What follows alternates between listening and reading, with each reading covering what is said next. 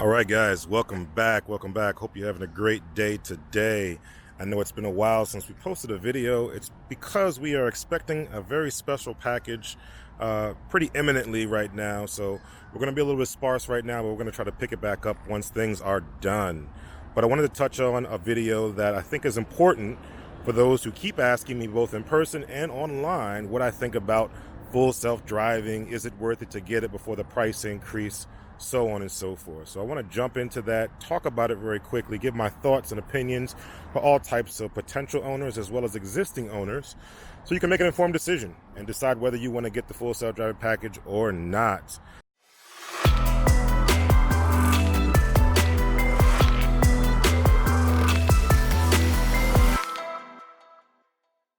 All right, now that we're back in the saddle here, we're talking about full self-driving.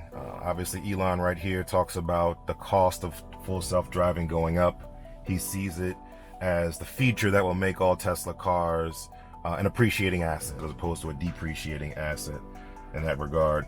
And so what we're talking about today is just understanding what that means, right? What that means to the value of full self-driving. Should you get it or not? Whether you are an existing Tesla owner who has enhanced autopilot, or if you're an existing Tesla owner that doesn't have any type of autopilot and wants to get up autopilot or potentially full self-driving. But the question is, should you get full self-driving? So let's talk about it really quickly. Lots of people have been asking me the question. So first, let's think about the value of full self-driving, what it is, right? So what it is in its current form, as well as what it is with updates coming in the future.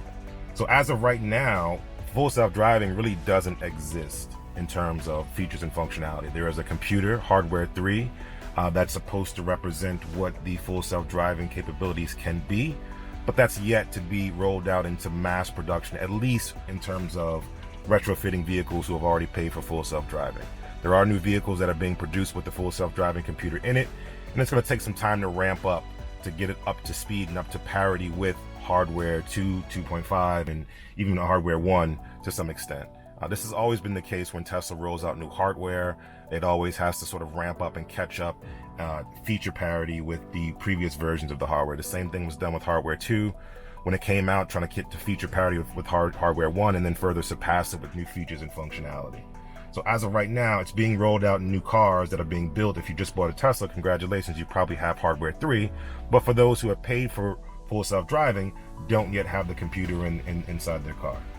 That being said, there aren't any real features that are out for full self-driving in terms of true full self-driving. Okay, so what we're talking about here is we're talking about autopilot, number one, right? So having autopilot, if you don't have it, definitely get it. Definitely highly recommended to get it. But then we're talking about the promise of full self-driving, what's to come. And so we know that we're going to have enhanced summon, or now called smart summon, which allows you to be able to summon your car from a spot in the parking lot. It'll find its way to you.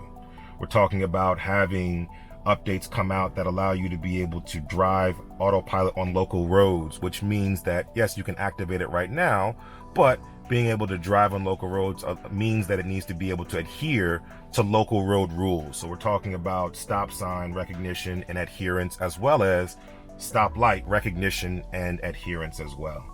And being able to make those real sharp, hard turns left and right, not just around bends for highways, which is what it is in current state.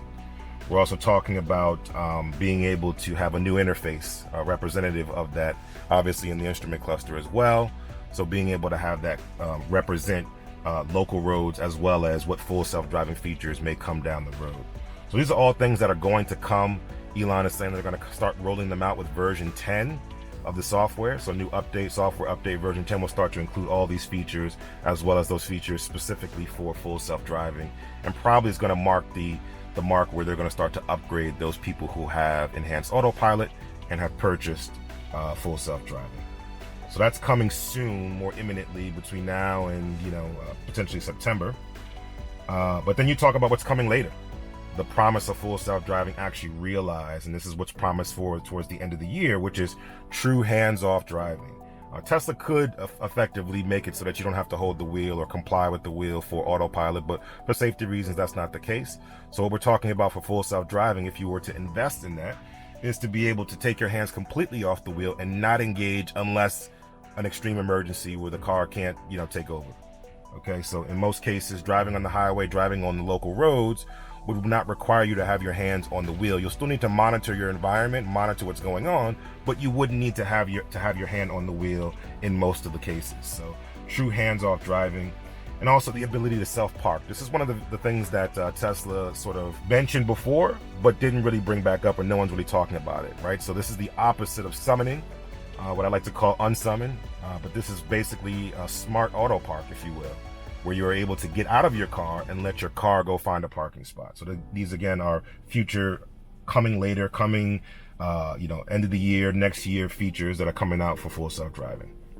In addition to driverless pickup, being able to send your car obviously somewhere to pick someone up and come back, all those features, and the robo-taxi features as well. Those are also promised features, maybe not the end of this year, but maybe towards next year, end of next year, sometime around there. So should you get it? Should you get full self-driving? These all sound like great features, great things that you might want to have in terms of being able to own a Tesla and use it as an appreciating asset, but also because you want to use it on your day-to-day life because it requires that. And so when we think about should you buy it, should you not buy it, you really have to understand what full self-driving provides. And in my opinion, full self-driving provides convenience, which in other words is time and effort. How much time and effort is full self-driving and the suite of features that it offers going to save you through the life of your car, through your day-to-day life, however often you drive your Tesla? And that's what you really want to consider.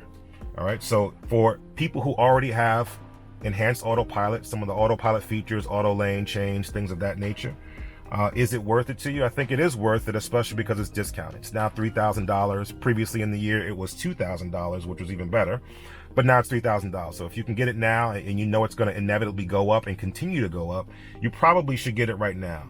Understand that you already invested in enhanced autopilot means that you are somewhat for some level of semi-autonomous capabilities. So why not go all in and basically get the full self-driving package? So anyone who has enhanced autopilot, I highly recommend getting the full self-driving upgrade. For people who do not have enhanced autopilot, you have to really ask yourself, why did you not get autopilot? Was it because you weren't interested in it, because it wasn't to a state of safety that you prefer, or whatever the reason may be? You have to reconsider that, right? So if you are thinking about getting autopilot or some semi-autonomous features, you may want to go all out and just get full self-driving right now. The cost is going to be, again, less expensive now than it will be in the future.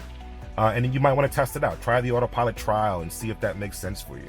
If it does make sense, go ahead and get full self-driving. If it doesn't make sense, and that's the reason why you didn't get autopilot anyway, you want to drive the car, you don't want the car to drive you, then absolutely don't get it and don't even worry about it, okay? If you are about to get a new Tesla, you're thinking about getting a new Tesla, I would highly recommend you test it out, try it out, see if it makes sense for you as well, and then make the decision based on that.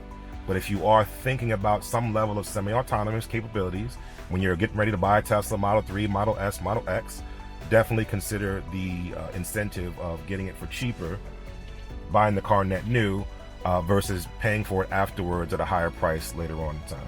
Now again, everyone's financial constraints aside, if the option is available, you should definitely get it. If there are financial constraints, then I'd recommend holding off and doing what makes sense for you guys. All right, so those are my quick thoughts on full self-driving. I absolutely think it's amazing. We've already gotten the upgrade. We're looking forward to the actual hardware upgrade to be able to make it happen. And we heard a lot of other people who've also got the upgrade and made the purchase to get it. Looking forward to all the different content that we'll be able to create with the full self-driving. All right, so let me know your thoughts in the comments. Do you think full self-driving is for you? Do you not think full self-driving is for you? I would love to hear your thoughts and feedback if you've already purchased full self-driving and what made you consider doing so. So until the next time, we'll catch you in the next video, and enjoy your Tesla, enjoy your day.